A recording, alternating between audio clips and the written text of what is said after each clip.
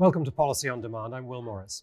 We're filming at PwC's 6th Annual International Tax Conference, and joining me to discuss what's on the horizon for BEPS 2.0 and beyond is Pascal Saint Amans, the former director of the OECD Center for Tax Policy and Administration and now a partner at Brunswick. Pascal, welcome. Thank you. Good. Okay, so let's get into this. Let's start with Pillar 1. So the technical work continues, and there may indeed be something to sign in the summer, as promised.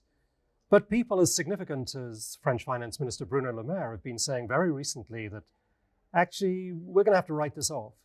So what do you think might get things back on track? I mean, things are still on track in a sense, because what matters is that the OECD delivers a multilateral convention. And what Bruno Le Maire said recently is that there may not be a multilateral convention because of India, because of Saudi Arabia, and because of the US. So let's see what happens. I would think that something should happen, especially with India chairing the G20. But the real question is, what's next? Will the US Senate ratify a multilateral convention with a majority of 67 senators? And the answer is very much unlikely. Right. As a result, there is a serious risk of trade tensions because Europe, and that's what the French finance minister said a couple of days ago, Europe will probably try to move towards digital service taxes. The US will not like digital service taxes, and therefore there will be all the agitation and tensions which will result from that. Right. What will happen following that turmoil? That's the big question. Yep. I tend to think that with the Pillar 1 agreement in October 21, there was a recognition by all the players, including the US, that the rules had to be fixed, that tax certainty had to be improved, and at some point, I think getting out of the trouble, there should be something like an agreement, but it may take some years to get there. Okay. Well, I think we all hope for that. Nobody wants a trade war. So on Pillar 2 is clearly happening. I hope that everybody's now admitting that it is clearly happening, but there are also, I think, valid concerns about complexity and compliance. What would be your advice to business on this to prepare for what's coming? So you're absolutely right. Pillar 2 is happening. I know that some think it is not the case because the US has not implemented. It means that they misunderstood the functioning of Pillar 2. So it is happening, and I don't see Europe coming back to unanimity, which was required to approve the directive.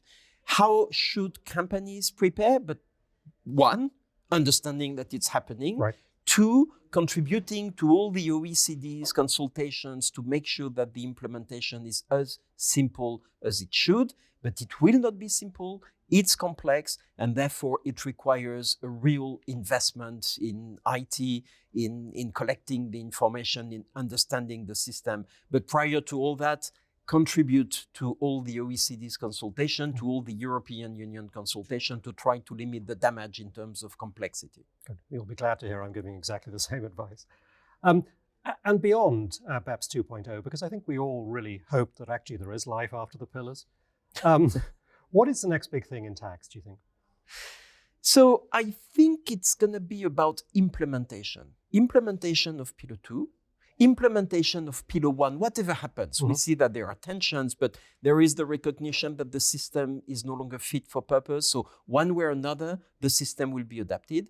And I strongly believe and hope that the life after the pillar will be about tax certainty. This is the missing piece. Okay. For the past 15 years, efforts have been made to fight aggressive tax planning and to rebalance the debate between tax people on the private sector and the taxman and taxwoman on the public sector. What is required now is tax certainty. So that's the big thing ahead of us, I hope and I wish. Good. Well, I think, again, we agree on that.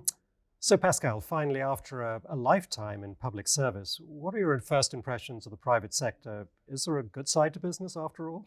It would mean that I didn't think it was the case. I've never thought that business was bad. I think it's all about a question of balance, making sure that private and public speak to each other, that the private sector understands what's going on. And that's what I'm going to do, making companies understand what's the debate, what are the critical issues, and how you can address the critical issues to create value and better serve your customers. Good. Well, that sounds great. Well, Pascal, thank you so much for joining us. And as always, thank you for spending the time with us. We'll see you again soon.